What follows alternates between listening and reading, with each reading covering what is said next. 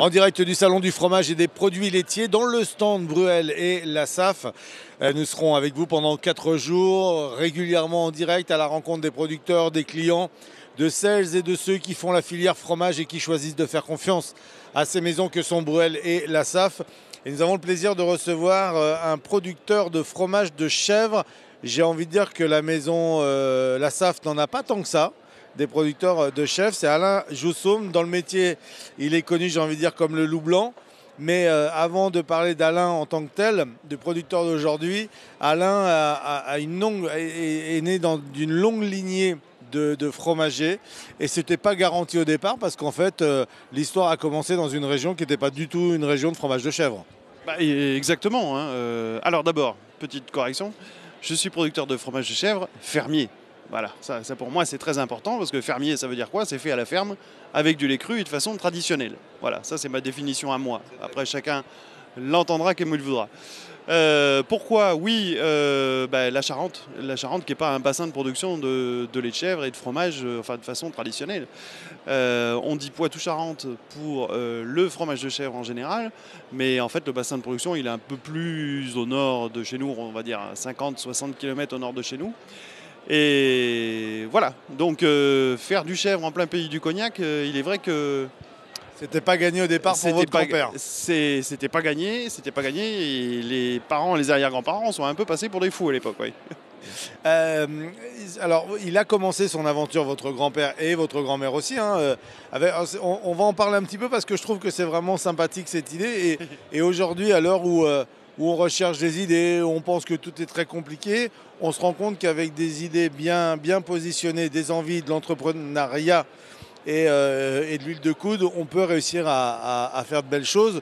Donc, effectivement, votre grand-père avait des vaches, mais elles étaient malades ? Oui, dans les années 50, toutes les fermes en Charente, il y avait des vaches, il y avait 1 ou 2 chèvres, il y avait polyculture élevage, c'est-à-dire un peu de céréales, un peu de vignes. Et les paysans du coin vendaient leur production à la coopérative ou aux maisons de cognac. Et puis on vivait comme ça, comme on pouvait. Tant bien que mal. Voilà, tant bien que mal. Et dans les années 50, oui, les vaches tuberculeuses, c'était un problème. Une vache, c'est de l'immobilisation, ça coûte cher. Et il y avait cette chèvre dans la cour qui avait un sale caractère, qui faisait malgré tout du lait. Ça faisait le petit déjeuner de mon papa et avec le reste du lait, ma grand-mère donc faisait un petit fromage frais qu'elle vendait aux voisins. Et c'est vrai qu'à la fin de l'année, on s'est aperçu quand même que la chèvre allait rapporter un petit peu d'argent, elle ne mettait pas toute seule, elle mangeait ce qu'il y avait là, grignotait à droite, à gauche. Donc voilà, tout ça, ça a trotté dans la tête de mes grands-parents et de mon paternel. Et ils se sont dit, tiens, pourquoi pas faire des chèvres, parce que c'est un lait sain, pas trop cher et qui peut être bien valorisé.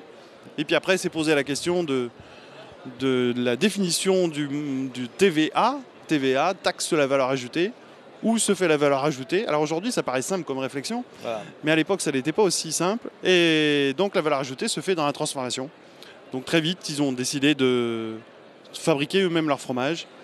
Et ils ont eu la chance de fabriquer du bon fromage. Et c'était assez amusant de voir mon père s'occuper des chèvres, ma grand-mère fabriquait le fromage frais et mon grand-père avec son petit Solex et son petit panier faire du porte-à-porte dans les rues du village. Voilà, donc une vraie entreprise familiale qui après, avec des idées de génie, avec des marques, avec des concepts, a grandi durant 50 ans, un peu plus, 50 oui, voilà, ans. Une cinquantaine d'années, oui. Voilà, vous êtes arrivé à un moment donné pour reprendre le flambeau.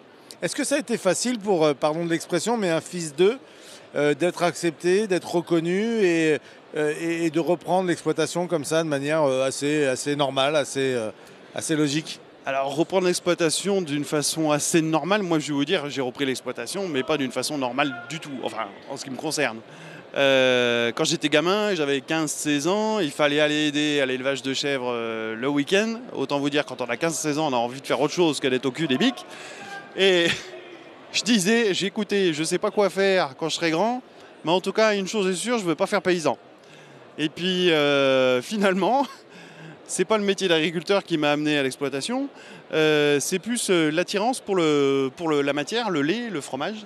Donc j'ai fait l'école de laiterie à Surgères, et puis sorti de là, j'ai vu plein de choses, plein de possibilités, plein de choses à faire chez moi. au sein de la fromagerie, entre autres. Et un jour, j'ai dit aux parents, bon écoutez, je ne veux pas être agriculteur, mais je veux bien reprendre votre boîte parce que franchement, il y a plein de choses à faire. Il y a des choses à faire. Voilà, c'est venu comme ça.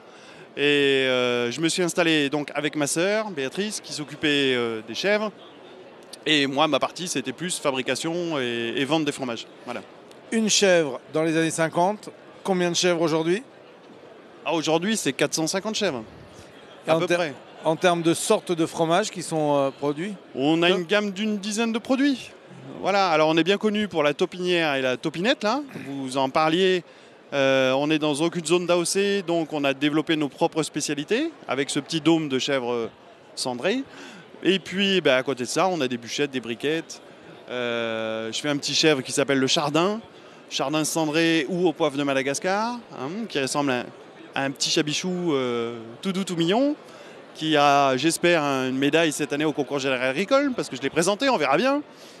Et puis on développe pour certainement l'année prochaine quelques nouveautés. Voilà.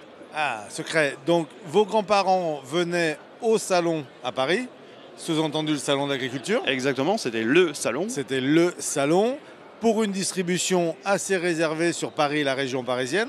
Oui, tout à fait. Est-ce qu'aujourd'hui c'est toujours le cas ou est-ce qu'aujourd'hui vous profitez, entre guillemets, ou vous vous assurez le soutien de grossistes comme la SAF pour distribuer un peu plus loin que Paris et la région parisienne vos produits? Ah bah oui, c'est-à-dire qu'aujourd'hui on a utilisé ce qu'ont mis en place les parents, on n'a surtout rien mis en l'air parce que on a beau être jeune, mais on a encore l'esprit de la tradition. Et la tradition, des fois, c'est un peu poussiéreux, mais franchement, parfois, ça fait réfléchir sur ses origines et puis sur son avenir.